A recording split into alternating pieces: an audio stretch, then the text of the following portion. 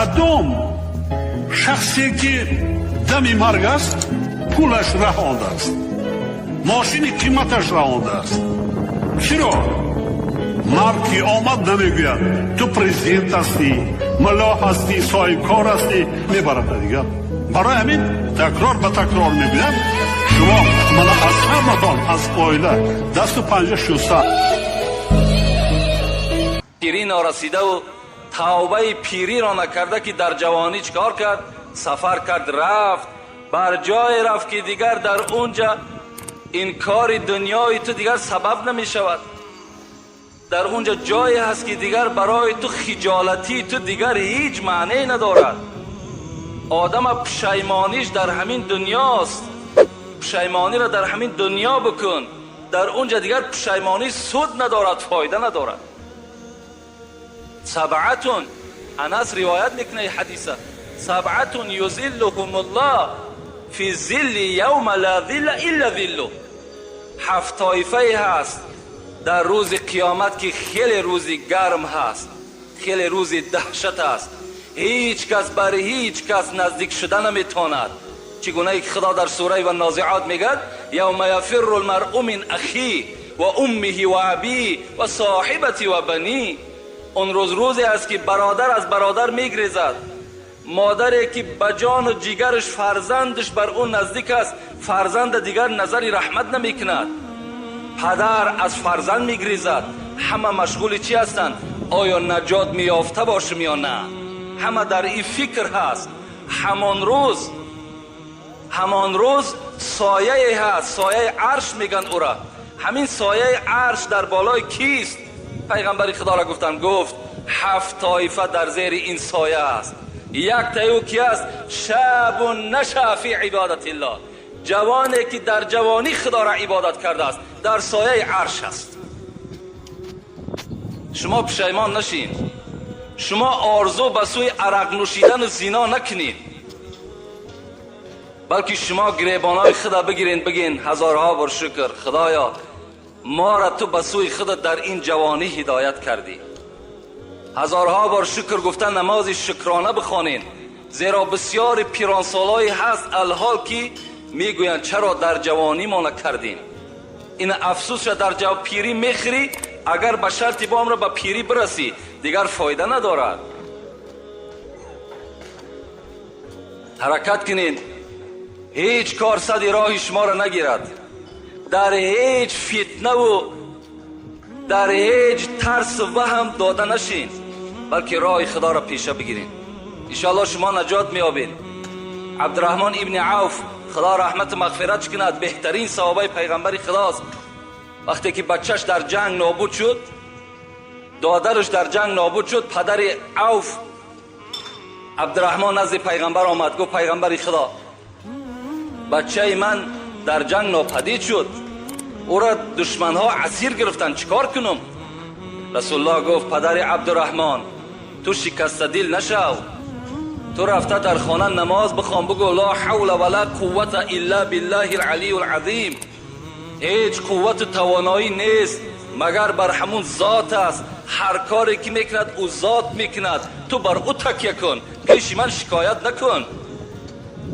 وقتی که این پدر میگه آمد بالای جای نماز، طبق گفته پیغمبر خدا را که عمل کرد، هر روز میگه این کلمات میگفت، بناگاه از بین 1 ماه گذشت که فرزندش از اسارت دشمن ها نجات یافت، با بزم این 100 شتر دشمن گرفته خانه پدرش آمد. پدرشان گفتن هزارها بار شکر به سوی تو ای خدایی که من تو را به عظمتیت خواندم و از تو من مدد طلب کردم. شما هم هر مشکلاتی که بالای شما میاد، هر فتنه‌ای که بالای شما میآید، شما چیکار کنید؟ جای نماز پرتوین، فقط زاره و تولا را از خدای خود بکنید، انشاءالله از همه بلاها شما نجات میابید. خدا ترسی را در دلتان، خواه جوان باشین خواه پیرانسال، البته جایگیر کنین. البته کسی که از خدا میترسد، تمام حیوانها و تمام انسها از او میترسند. من این را برای شما یک مثال میارم. وقتی بستان خواندم، بستان سعدی را، حضرت یک حکایت عجیبی آوردن در باب خدا ترسی.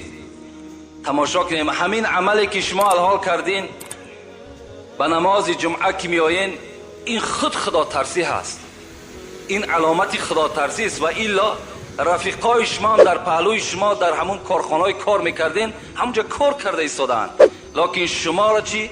ترس خدا و ایمان شما گرفته بر همین مسجد بر وقت آورده رسانید. این ایمان شماست، این ترس خداست. حضرتی را در نظم ادرارت حکایت کنند از بزرگان دین، حقیقت شناسان عین الیقین. سعدی میگوید این حکایه‌ای که من بر شما میکنم این افسانه نیست، بلکه این را حقیقتی دارد، بلکه این در تجربه حیات انسانها گذشتگی هست. آیا این چی حکایت است؟ شما گوش کنین. میگد این حکایت بیهوده نیست. حکایت کنن از بزرگان دین، حقیقت شناسان عین الیقین، که صاحب دل بر پلنگ نشست، همه رفت رهوار و مار به دست. یکی گفتش ای مردی خدای، بدین راه که رفتی مرا راه نمای. یک صاحب دل، یک خدا ترس مثل شما در بالای پلنگ میگه سوار بود. مثل ما و شما خر و اسب سوار میشیم به آسانی، او صاحب دل پلنگ به آسانی سوار شده است و در دستش یک درنده دیگر مثل مار حرکت کرده رفته است. یک شخصی میگه از پیش برآمد گفت ای مردی خدای، بدین راه که رفتی مرا راه نمای. همین راهی که تو برای خودت اختیار کردی، این چه خیل راه بود؟ تو از کجا چی کردی که درنده رامی تو شد، نگین سعادت به نامی تو شد؟ این مرد میگه سوالش کرد چیکار کردی که این درنده، این پلنگ است، این مارم درنده هست، اینا چیکار کردی به تو رام شدن؟ حضرت چی گفتن؟ گفتن وگر ور پلنگم زبون است و مار، وگر پلنگم زبون است و مار، ار پلنگم زبون است و مار، وگر فیل و کرگد شگفتی مدار. حضرت میگه گفتن این پلنگی که من سوار شدم، این ماری که در دست من است، اگر ای برادر فردا ببینی که من بالای فیل سواره هستم و در دستم کرگس است، یعنی فیل هم درنده است، کرگس هم درنده است، شگفتی مدار. تو در تعجب نره، تو در تعجب نره که من فردا باز پلنگ سوار بشم و در بالای دستم اگر کرگس بگیرم. برای چی؟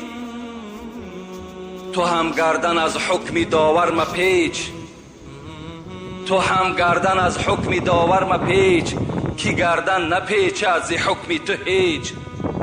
اگر تو هم ای برادری که سوال کننده هستی، اگر مثل من تم از گردن از حکم داور نپیچی، تو هم اگر پیروی قرآن و پیروی حدیث های پیغمبرت باشی، تمام این درنده ها به تو رام میشوند، همه این درنده ها به تو تسلیم میشوند، در صورتی که اگر تو چی باشی؟ از حکم خدای خود گردن نپیچی، همه اینا رامی تو میشوند. خدا رحمت کند عقبه ابن نافع یکی از سرفرمانده های اسلامی بود. میگد وقتی که رسول اکرم امرش کرد که شمال افریقا را ضبط کرده بگیر، حضرت میگد بر همون شمال افریقا حرکت کرد با همراه سربازاش. وقتی که به افریقا رسید، یعنی افریقا میگه ما و شما، وقتی که به اون موضع رسید، یکی از سربازای خود روان کرد، عسکری خودش گفت پیشکی برو کنی نظر کن که یگان موضع خوب برای ساختن خانه باشد مرا خبر بده، آنجا ما برای شما خانه میکنیم، از آنجا حمله بعد به سوی شمال افریقا میکنیم. حضرت میگر آمدن، این عسکر آمد میگر نظر کرد، یک جای خیلی موافق دید، گشت آمد پیش عقبه، گفت عقبه یک سرزمین دیدم به نهایت موافق است برای خانه، لیکن به نهایت شیر، پلنگ، شغال و مار عفیش به نهایت زیاد بود. حضرت گفتند من اونجا میرم. انسان از خدا که میترسید از درنده چرا بترسد؟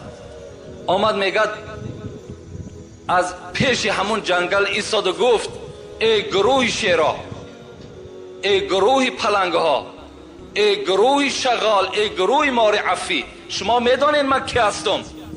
من عقبه ابن نافع هستم. من از خدا میترسم. من پیرو قرآن، پیرو حدیث های پیغمبر خدا هستم. بر شما بر نرمی میگم همه تان این سرزمین ترک کنین که ما اینجا خانه میسازیم. حضرت میگد بلند این آواز داد. از کرا در تعجب افتادن آیا این حرف عقبه را میشنود؟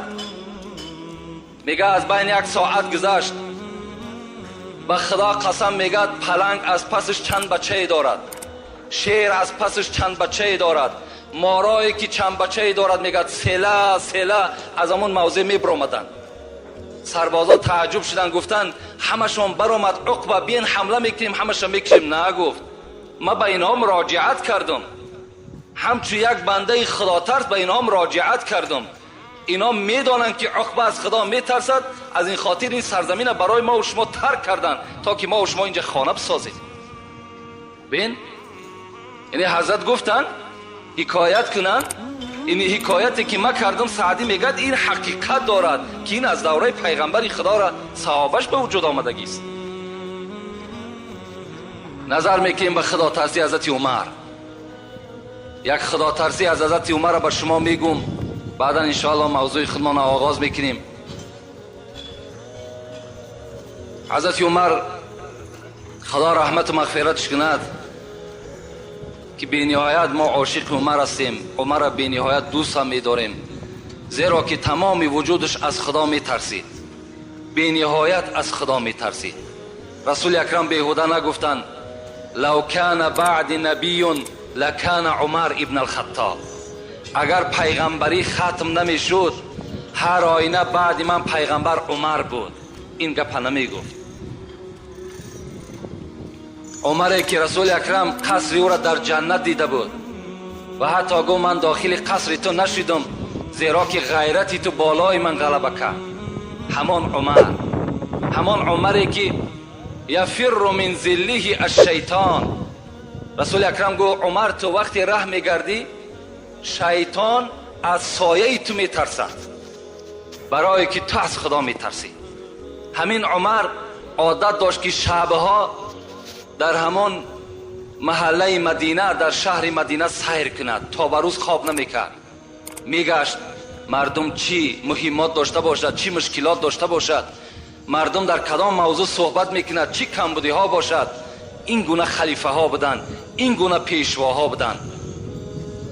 میگد به نزد یک تیریزه آمد که یک زن میگد در بستر تنها خواب بود. میگد به خودش میگفت خدایا من از تو میترسم و الا اگر نترسم آتش بر این جاگه خود میزنم، یعنی زنا میکنم. میگه این سخن میگفت چند مدت است، میگفت خدایا این چند مدت است شوهر من در حرب است، در محاربه است. خدایا کی ایره میاری میرسانی؟ اشتهای شوهر دارم، پروردگار از تو میترسم و الا به زنا دست میزنم. میگه این سخن میگفت. عمر وقتی میگه این سخن شنید در وجودش یک لرزه پیدا شد. گفت در اصل انسان است آخه، اشتها دارد. در حال میگه پیش دخترش آمد حفصه. این در زمانی بود که پیغمبر که از دنیا گذشته بود، عمر در خلافت نشستگی بود. حفصه که زن پیغمبر خدا بود، دختر عمر بود. آمد گفت حفصه، گفت از تو یک چیز میپرسم. چی چیز؟ زن چند قدر طاقت دارد به شوهر؟ حفصه میگه حیا کرد. زنها یه وقتا هم حیا داشتند، زنها به نهایت حیا داشتند. امروز بین خواهرای ما و شما در کدام سطح قرار دارن. ما و شما هم دهنامون پوشیدگی باری هم نمیگیم که امر خدا تا بجا بیار، از خدا بترس. حتی همین را نمیگیم، میترسیم، غیرت نداریم، نمیدانیم که فردا ما و شما از این فرزندا میپرسند. اینا نمیگیم، اینا نمیفهمیم. میگه حیا کرد. گو حفصه گفت حیا نکن، تو اگرچه دختری منم باشی تو مادری من هستی، تو زنی پیغمبر هستی، زنهای پیغمبر مادری ما هستند. میگه حفصه طاقت نکرد، به زبان نگفت و به دست اشاره کرد، 4 ایشان داد. گفت 4 ماه میتواند که زن به شوهر طاقت کند. و میگه آیتی را از سوره بقره خواند. این آیت معناش همین است که اگر مردها از شما 4 ماه جدا شدند، شما میتونین که نزد قاضی مراجعت کنین و خط طلاق خدا بگیرین.